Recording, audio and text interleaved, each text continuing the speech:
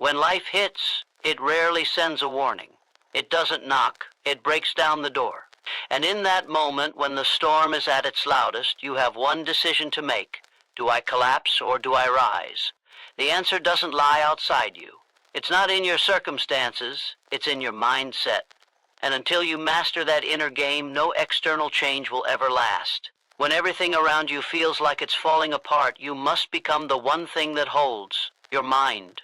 The battlefield is not the economy, it's not the relationship, it's not the betrayal. The battlefield is between your ears. If you can control your thoughts, you can command your destiny. Don't wait to feel positive, choose it. Decide, no matter what comes, I will not break. That decision alone separates the strong from the weak. Positivity is not smiling while drowning. It's the steel resolve to swim harder.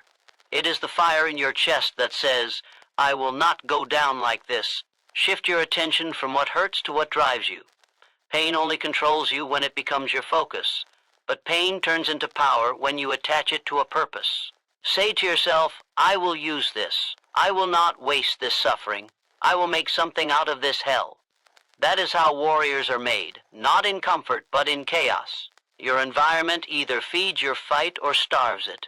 Eliminate the voices that make you doubt your strength. Walk away from conversations that feed your fear. Surround yourself with fire, people who believe, people who act, people who push. Your circle must match your future, not your past. When you feel paralyzed, when the weight is too much, move. Don't wait for motivation, it won't come. Movement creates emotion. Progress generates hope. Get up, take one step, make one call, break one cycle. That is how you rewire your state. You act your way into strength. And as you move, speak life. Or speak victory over your future. Say, this is not the end for me. Words are commands to the subconscious. Declare what you want, even when you don't feel it. Speak strength. Speak perseverance. Speak breakthroughs. Life obeys the voice of certainty. Every setback is a signal. Not a signal to stop, but a signal to grow, to adapt, to climb higher. Obstacles are not your enemy, they are your invitation. The pressure you feel is not punishment, it is preparation. It's life asking you, are you ready for the next level? Answer it with grit. And above all, burn the option to quit. Destroy the exit door in your mind. The only way is forward. As long as quitting is still an option, weakness has a home in you. When you eliminate retreat, you unlock true power. Positivity does not come from comfort. It comes from conviction. This is how you stay positive when life gets tough.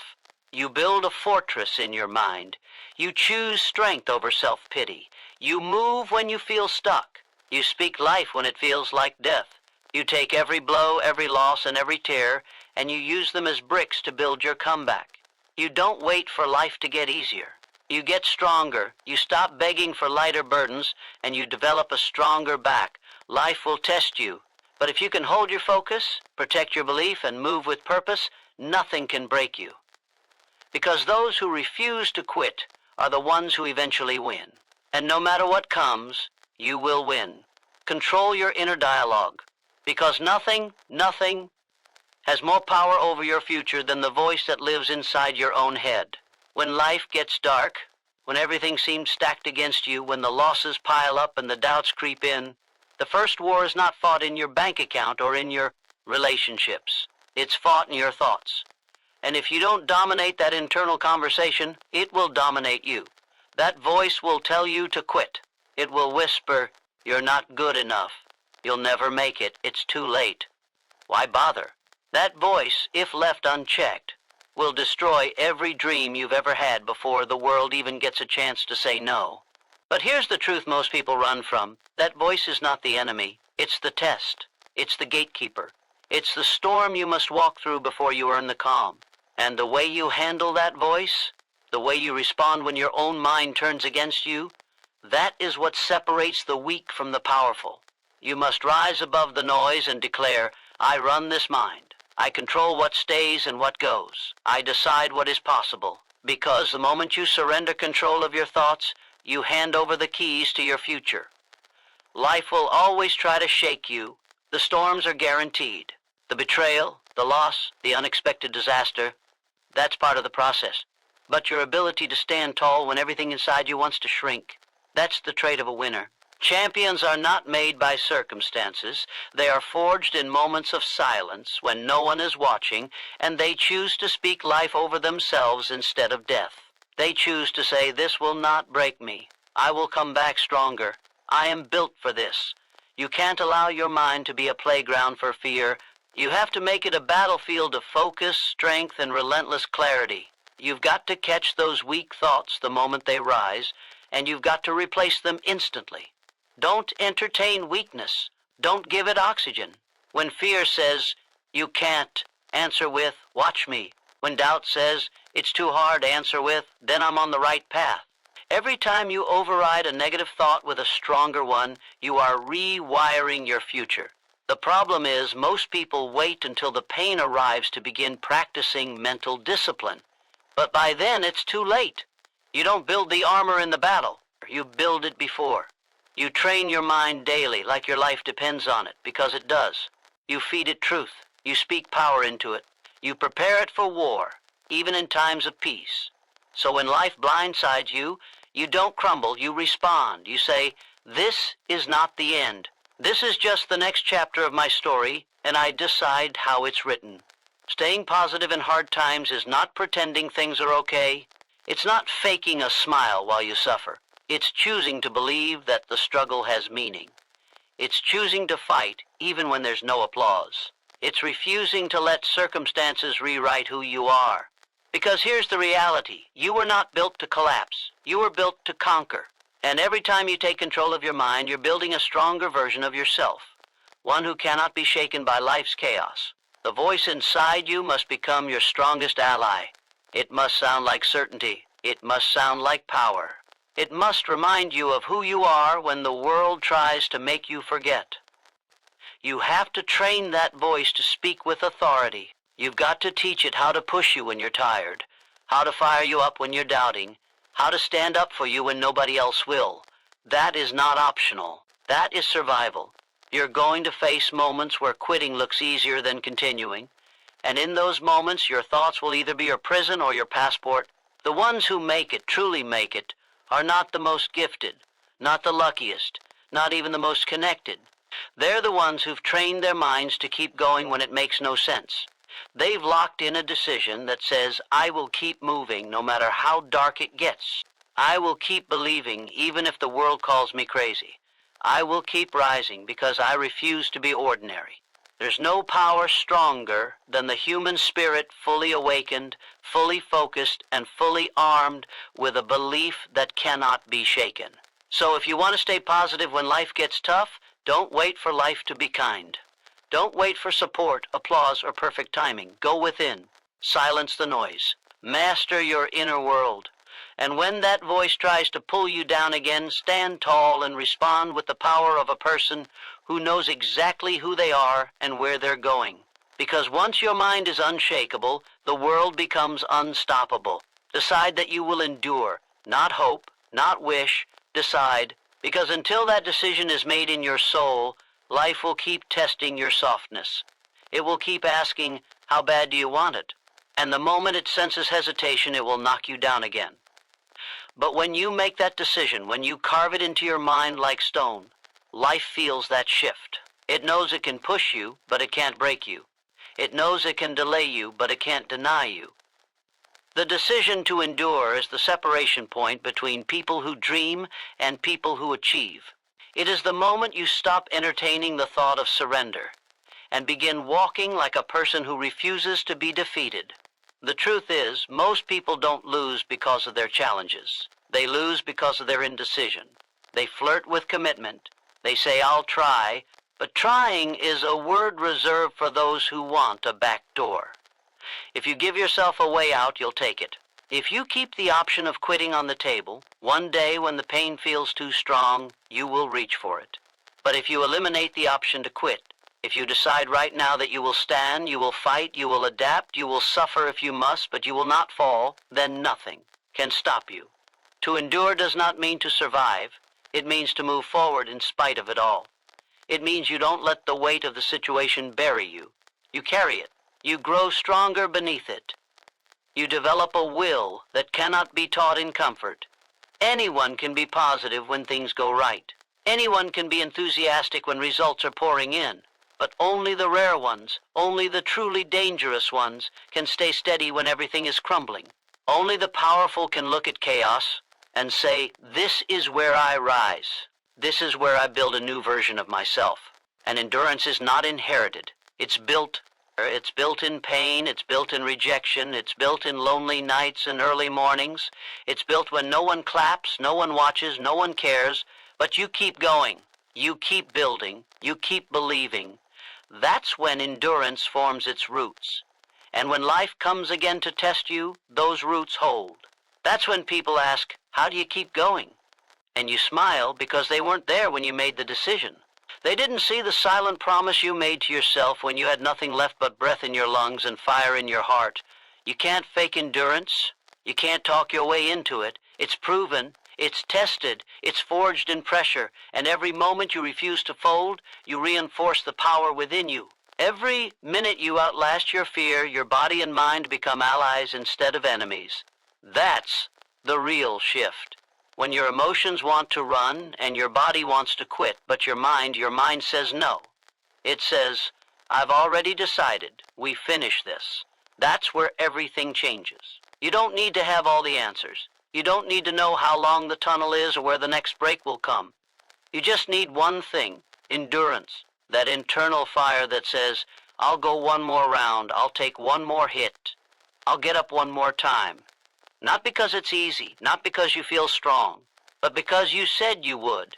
And your word to yourself means more than the pain you're feeling. That's how leaders are born, not by luck, not by applause, but by relentless follow-through when it hurts the most. And that decision to endure must be made daily. You don't make it once and coast. You wake up every single day and decide again. You remind yourself why you started. You reconnect with the vision. You put your feet on the floor and say, let's go. Even when your heart is heavy, even when your mind is foggy, even when your soul feels tired, you go anyway. Because consistency under pressure is what turns average into greatness. It's what builds empires from ruins. It's what takes a name and turns it into a legacy. Life will challenge you to prove how serious you are. It will strip away your comfort. It will delay your progress. It will push you until you want to give up. But endurance, real endurance, is not just surviving that pain, it's thriving in it. It's saying, I will find strength here. I will find discipline here. I will become someone unrecognizable to the person I used to be. That's what pressure is for. It's not to destroy you, it's to refine you. You don't need to be the most talented. You don't need to have a perfect plan. You just need to make the one decision that most people avoid, to endure, to take every hit and keep moving, to face every doubt and still believe, to fall 100 times and rise 101. That is how you win. That is how you change your life. And once you decide that quitting is off the table, your spirit becomes bulletproof. Your mind becomes a weapon. And nothing the world throws at you can stop you from becoming exactly who you were meant to be. Shift your focus from pain to purpose. Because the pain is loud, yes, but your purpose must speak louder. The pain is real, but your reason must be stronger. If you stare at the wound long enough, you'll start to believe that bleeding is your identity. You'll start to believe that suffering is permanent. But it isn't. Pain is a visitor. Purpose is who you are. As long as you feed the pain, it will grow. It will take root. It will blind you to the very thing that could lift you out of the darkness. And that thing is your mission. The moment you shift your gaze from what hurts to what drives you, you take back your power. Because pain can only control a mind that has forgotten why it was built to endure in the first place. Your purpose is not found in comfort. It is born in adversity. It is forged in fire. Purpose rises when everything else falls apart. That's what gives it strength. That's what gives it value. You see, pain without purpose is suffering. But pain with purpose becomes fuel. It becomes a forge that sharpens your will and makes you unbreakable. The people who rise, truly rise, are the ones who learn to turn wounds into weapons. They don't run from the pain, they face it. They look it dead in the eye and say, I will not waste you. I will not let you take me down. I will make you serve me. You weren't meant to drown in struggle. You were meant to rise through it. But that will never happen if all you do is stare at what broke you. You've got to redirect your vision, shift it to what matters. Shift it to the calling that burns in your soul. Your purpose is still alive, even if your motivation is buried under pain. It's still there, still beating, still waiting for you to wake it up. But it cannot speak to you when your mind is chained to misery. You've got to break that chain. You've got to say, enough. I know I'm hurting, but I'm not staying here. I've got something greater to become. Every person who has achieved greatness has walked through hell. That's not a coincidence, or that's a requirement. You think the fire is here to destroy you. It's not. It's here to shape you. It's here to strip away the lies and excuses, to reveal the version of you that's been hiding under the weight of fear and self-pity.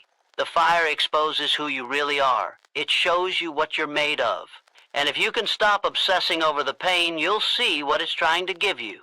You'll realize it's not your enemy. It's your mirror purpose. Does not erase pain, but it gives it direction.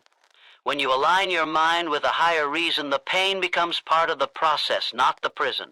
You stop asking, why is this happening to me? And you start declaring, this is happening for me. You begin to find meaning in the suffering. You begin to see how your scars can become someone else's strength. That's how you take control. That's how you rise. When you decide to give your pain a job to do, it stops holding you hostage. You don't escape pain by avoiding it. You escape it by using it, by extracting the lesson, by pulling out the fire that's buried inside the ashes of your breakdown. That's where the power is. Not in pretending it doesn't hurt, not in burying it, but in rising in spite of it, in letting it shape you into something fierce, something focused, something built for more. And every time you feel it again, instead of collapsing, you remind yourself, I've got something bigger to fight for, something that matters more than this moment. And that shift, that mental pivot from victim to victor, that's the turning point. That's when momentum begins. That's when healing becomes transformation.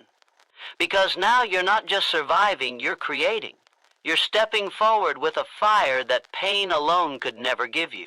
You are driven, you are intentional, you are no longer bound by what happened. You are aligned with where you're going. Your purpose will demand more from you than your pain ever could. It will stretch you, it will challenge you, but it will also lift you. It will remind you who you really are when the world tries to make you forget. So stop worshiping the problem. Stop rehearsing the trauma. Start chasing what sets your soul on fire. Start living like you were built for something greater than suffering. And when doubt creeps in again, and it will, you look it in the face and say, I've got work to do. I've got a mission. I've got a reason that cannot be broken by temporary pain. You are not here to be consumed by what hurts. You are here to create something that lasts beyond the hurt, to rise so powerfully that even your pain becomes proof that you were unstoppable. Shift your focus and you shift your future. Look up, look forward, look within. Your purpose is waiting for you to stop looking back. Guard your environment ruthlessly. Because what surrounds you shapes you. The people, the voices, the energy you allow into your space, they're either building you or breaking you. There is no neutral influence. If you're not paying attention, if you're not filtering what gets access to your mind, you're handing over control of your destiny without even realizing it. Your environment is the silent architect of your future. It determines your focus, your drive, your standards. If you surround yourself with doubt, you'll think small. If you surround yourself with weakness, you'll act fragile. But when your environment breathes belief, power, and discipline, you rise into the version of yourself you were born to become. Most people are too passive about their surroundings. They tolerate energy that drains them. They entertain conversations that lead nowhere. They give time to people who don't value growth. And then they wonder why they feel stuck, why their progress stalls, why they wake up uninspired. But the truth is, your life reflects what you've allowed around you. You cannot soar while tethered to dead weight.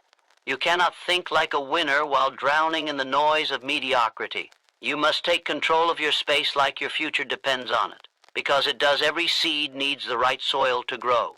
You are no different. You can have all the talent, all the vision, all the work ethic in the world, but if you plant yourself in toxic ground, you will never rise to your full potential. You will fight battles you were never meant to fight. You'll waste time recovering from energy that should have never touched you in the first place. That's why the greatest move you can make is to become ruthless about who and what has access to you. This isn't about ego. This is about elevation. You don't have time for gossip, drama, or low expectations. You don't have space for people who laugh at your goals or shrink when you speak big dreams. You need to be around fire, around hunger, around people who hold you accountable to your potential, not your comfort. Because when the atmosphere is strong, you grow without even trying. And when it's weak, you fight invisible forces every day just to stay afloat. That's the reality. And it's your responsibility to protect your atmosphere. The standards you tolerate become the standards you live. If the people around you constantly settle, eventually you will too.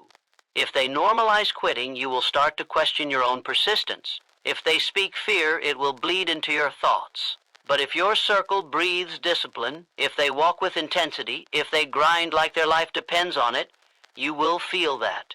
You will catch that fire. You will raise your bar, not because someone told you to, but because your environment made it impossible to stay average. And guarding your environment doesn't just mean the people. It's what you watch, what you listen to, what you read, what you allow into your mental diet. Every word, every image, every sound is either fueling your belief or feeding your doubt. You cannot binge garbage and expect clarity. You cannot entertain negativity and expect confidence. What you consume becomes what you think. What you think becomes what you do. And what you do becomes your life. So ask yourself, is your environment reinforcing the future you want or the one you fear? You must become intentional about every inch of your atmosphere. Audit it like a fortress. Cut out the noise. Eliminate the distractions. Build walls around your focus and only open the gates for energy that aligns with your mission. This level of discipline is rare, but it's the difference between average and unstoppable. Most people won't understand your boundaries. They'll call it extreme. They'll say you've changed. And they'll be right. Because the version of you that reaches greatness doesn't look like the one that was okay with just getting by. When you guard your environment, you give your potential room to breathe. You begin to think clearer, move faster, and execute sharper. You start attracting opportunities, people, and breakthroughs that match your frequency. Because now you've elevated. Now you've separated yourself from the noise. And with that comes clarity. Clarity about who you are, what you want, and what it's going to take to get there. That clarity becomes your weapon. Your focus becomes your edge. And your environment becomes the launch pad. You are the product of what you allow. If you surround yourself with excellence, you will rise. If you surround yourself with excuses, you will sink. That's not a theory, that's a fact. Success is not just about internal drive. It's also about external alignment. You cannot grow in chaos. You cannot think big in a small circle. You cannot build greatness in a space that tolerates less than everything you've got. So take inventory, get honest, and then act without hesitation. Because your next level is waiting, but it cannot thrive in the old environment. Be ruthless with your space, not emotional, not apologetic, ruthless. You are building something that demands your best. You don't owe comfort to anyone who poisons your progress. You owe your mission everything. Protect your focus, defend your peace, and walk like someone who understands that every inch of your environment is either pulling you forward or holding you back. Make the choice that aligns with your future. And never, ever forget, you become what you surround yourself with. Choose wisely, act when you feel paralyzed. That's the very moment you must move. That's the exact second the breakthrough begins. Because paralysis is not the absence of ability, it's the presence of fear, pressure, and doubt. It's your mind trying to convince you that standing still is safer than stepping forward. But safety is not progress. Silence is not clarity. Waiting is not wisdom. The longer you hesitate, the deeper the fear roots itself. And the only antidote to that fear is action. Immediate, imperfect, defiant action that shouts back at every thought telling you to wait for the perfect moment. The truth is, the perfect moment never comes. There will never be a time when everything aligns exactly the way you want. There will never be total confidence before the leap. You earn that confidence by moving while scared. You build that strength by doing what feels impossible. The most powerful people in the world don't act because they're fearless.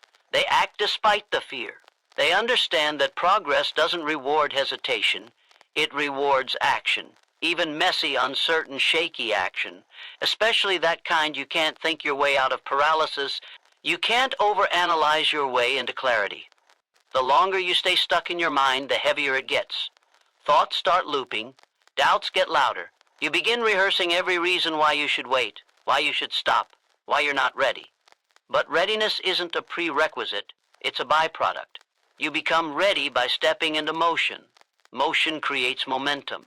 Momentum silences fear, and fear cannot survive in the presence of decisive action.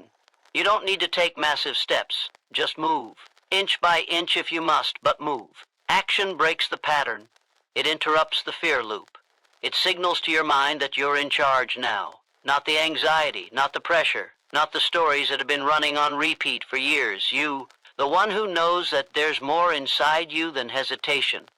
The one who refuses to let discomfort become destiny. That version of you only shows up when you move anyway. It's in those paralyzed moments that most people quit. They wait for a feeling that never comes. They wait to feel better, to feel more aligned, more inspired. But those feelings are earned by motion, not the other way around. Sitting in paralysis hoping for motivation is like sitting in the cold hoping for fire. You have to strike first. You have to create the spark. And once you move, even slightly, your mind starts shifting. Your body responds. Your energy rises. That is where the internal fire begins to grow. You were not built to stall. You were not designed to pause every time life gets heavy.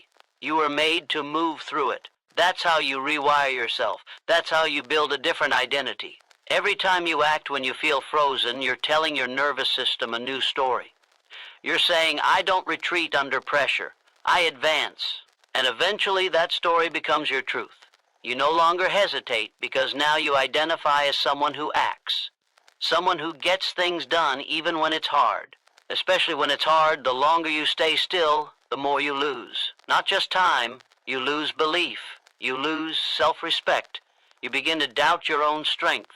And that doubt becomes a habit, a pattern, a cage. But action breaks the cage. Even the smallest move shatters the illusion that you're stuck. You're not stuck, you're stalled. And stalling is a choice. The key is to make a new choice, right now. No matter how small, choose motion, choose courage.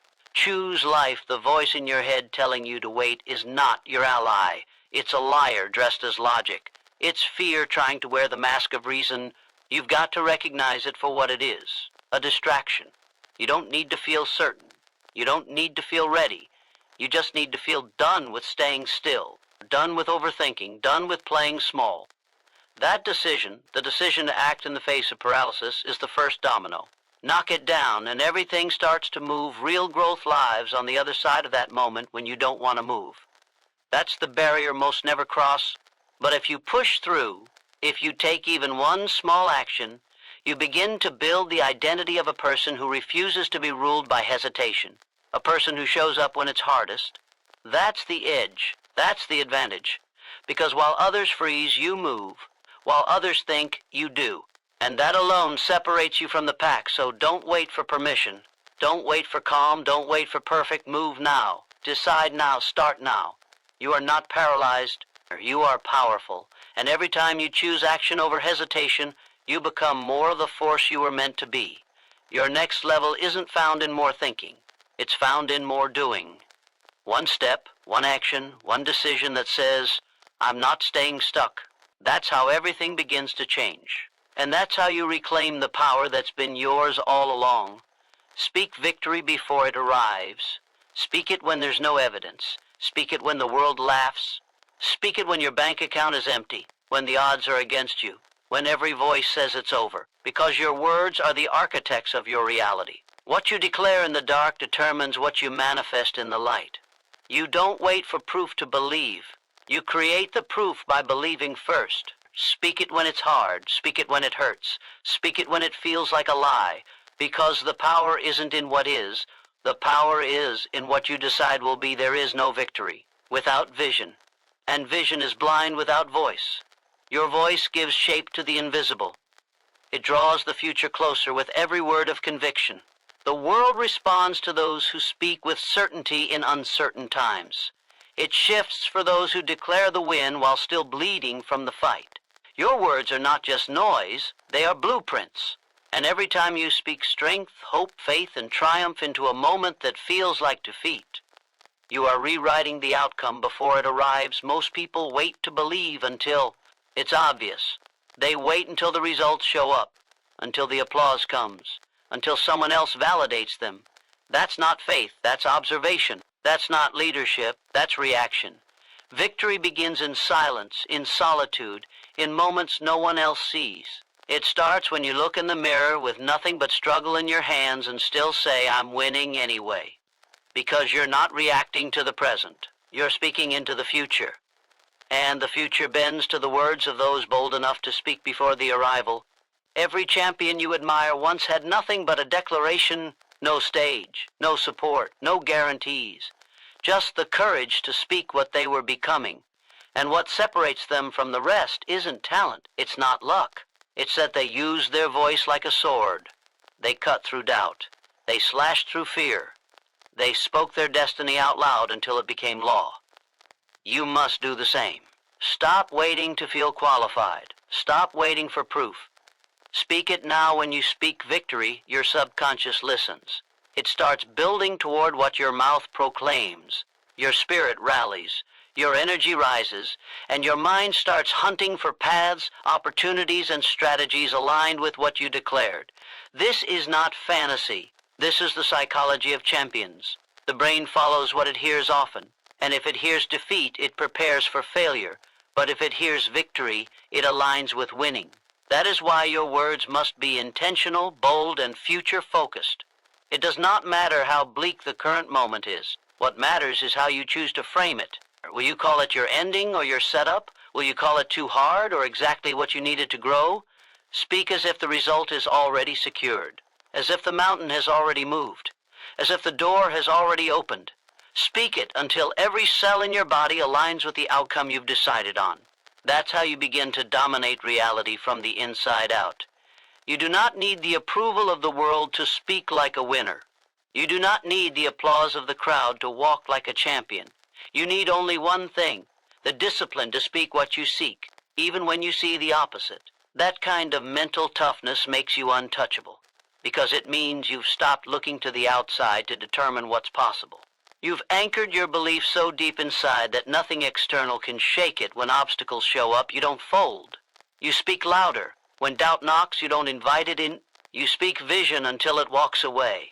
When fear whispers, you drown it out with declarations of victory. Your voice is your weapon, your command center, your first strike. And when it is used with purpose, there is nothing more powerful. Speak breakthrough. Speak strength. Speak that you're already walking in the life you've earned. Even when you haven't stepped into it yet, the key is consistency. You don't speak victory once, you speak it daily. You affirm it when it's quiet. You declare it when it's storming. You remind yourself who you are until the world has no choice but to agree. Because repetition builds reality. Not overnight, not instantly, but inevitably. And if you stay committed, your words will carry you across valleys that would crush other people. They will keep your fire lit when everything tries to blow it out. They will pull you forward when your strength runs out. This is not just positive thinking. This is strategic warfare. Life responds to the frequency of your voice. And when that frequency vibrates with certainty, with passion, with expectation, it activates doors you didn't even know existed. But those doors don't open to silence. They open to boldness, to faith, to the sound of a soul that refuses to stay small. A soul that speaks the future into the present, that sees the outcome before it's real, that walks like the victory already happened. So speak it. Speak it even if your knees shake. Speak it even if they laugh. Speak it until you believe it. Speak it until you see it.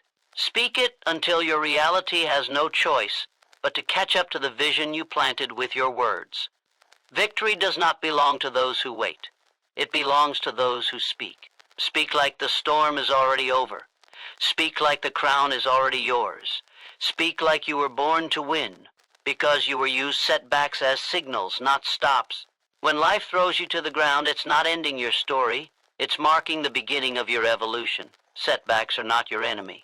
They are coded messages from your future self saying, you're close, adjust, shift, rise. Most people see failure as a full stop, but those who win treat it as feedback, as redirection, as a divine push toward better alignment. A setback is a mirror. It reflects not that you're weak, but that you're being forged. Champions are not those who never fall. They are those who interpret the fall differently. While others panic, they pause and decode. While others quit, they lean in. A setback is a test in disguise. It checks your belief. It examines your hunger. It exposes whether your desire was conditional or unshakable. And the moment you learn to use it, not fear it, you step into an elite class of people who cannot be stopped by temporary defeat. Every time you're hit with a setback, you have two options. You can collapse under it, or you can collect wisdom from it. The choice is yours. But know this, if you stop, if you retreat, if you walk away the moment the path gets rough, you were never truly committed. Because real commitment isn't measured by how you act when it's easy. It's proven by how you respond when everything feels like it's falling apart. That's the fire. That's the proving ground. That's where destiny is forged. You've got to train yourself to see obstacles as messages, not punishments. That loss, it's revealing a blind spot. That delay, it's protecting you from a misstep. That rejection, it's pushing you to level up before you step into the room you prayed for. Life isn't working against you. It's working through you, but only if you stay awake enough to read the signals. Most people are too emotional to see clearly. They take setbacks personally instead of strategically. Don't do that. Stay sharp. Stay aware. Stay dangerous. Look back at every major growth spurt in your life. It didn't happen in the middle of comfort. It happened after you got hit, doubted yourself, and chose to fight anyway. That's not coincidence. That's how transformation works. Pressure breaks the surface. Setbacks strip away what's not essential. They force focus. They eliminate fluff. They make your next move crystal clear. If you're feeling broken right now, good. That means the breakthrough is near. But only if you refuse to stay down. There is no strength without strain, no clarity without confusion, no momentum without resistance. So when you encounter a setback, don't just survive it, study it. Ask, what is this teaching me? Where is this guiding me? What belief system is this trying to upgrade? Because the lesson is always there. And if you find it, you accelerate. You move forward faster, lighter, wiser. But if you ignore it, you repeat it. Again and again until the message sinks in. The ones who rise are not the most talented. They're the most resilient. They're the ones who decided early on that failure would never be final. They use every setback to sharpen their edge, to deepen their discipline, to reinforce their identity. So when the world pushes against them, they don't break, they bounce. They adapt. They redirect their force and come back harder. You can do the same. You're not here to crumble. You're here to conquer.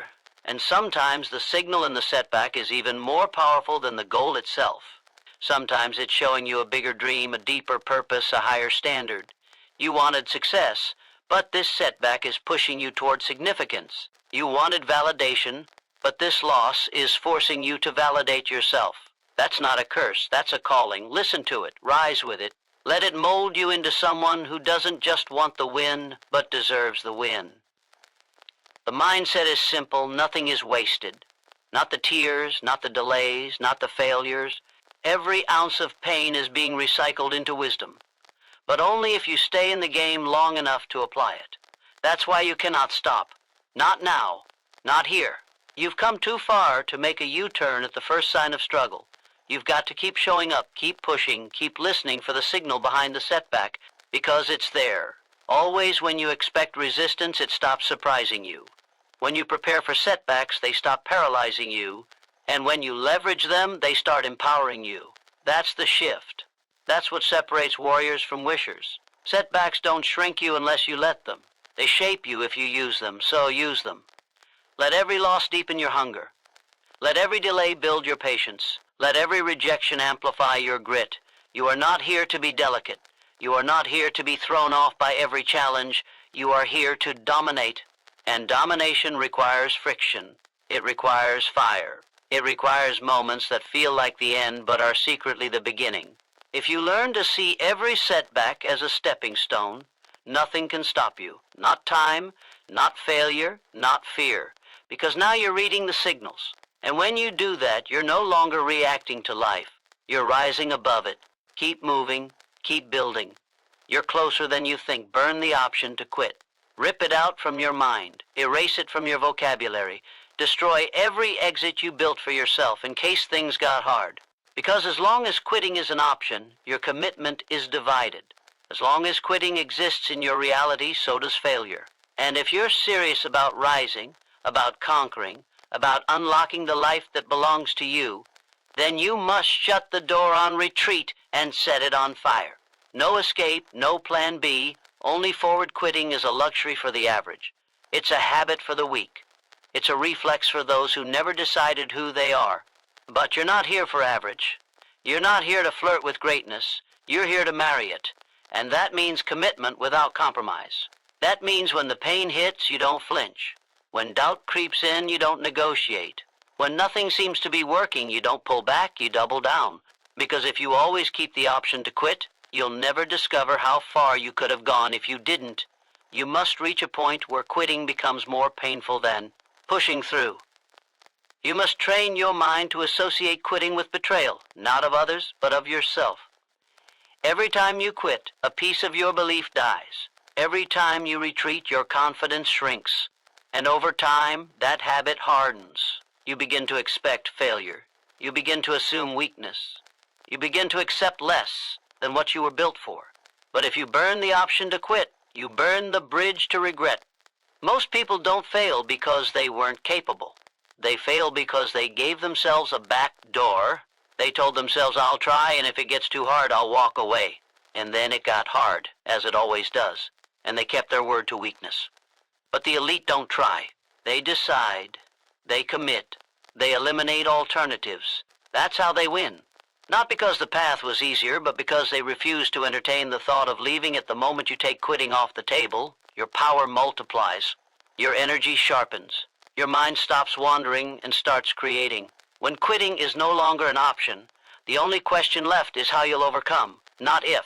That shift changes everything. It forces your brain to find answers instead of excuses.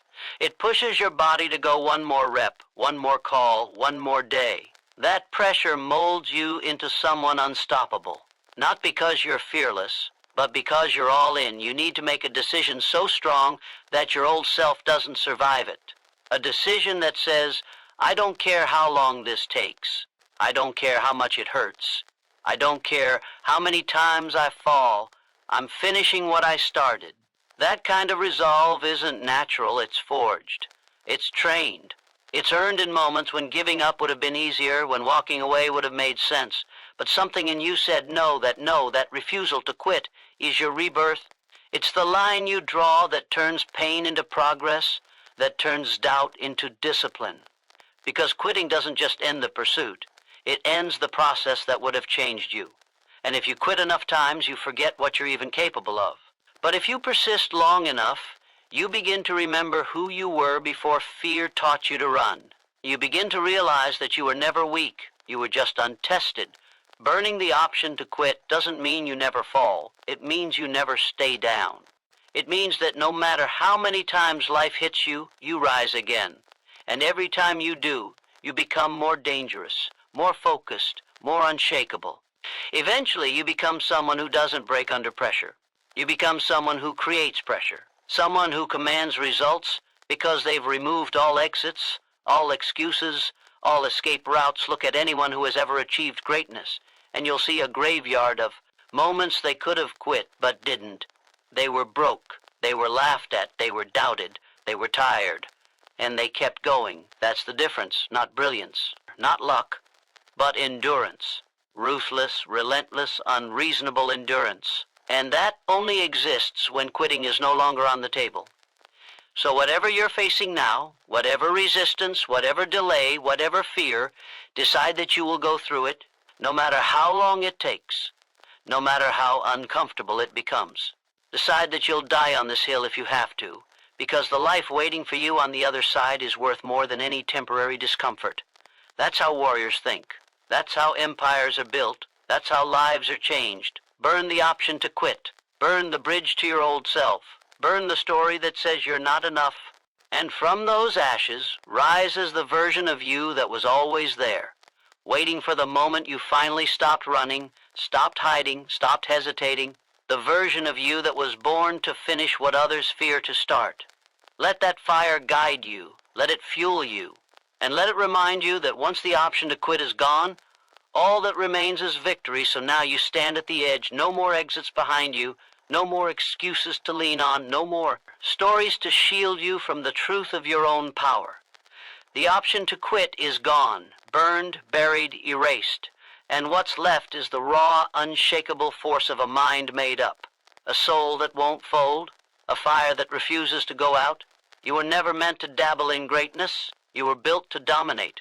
And now that there's no way back, the only direction left is forward, through every wall, through every storm, through every voice that said you couldn't.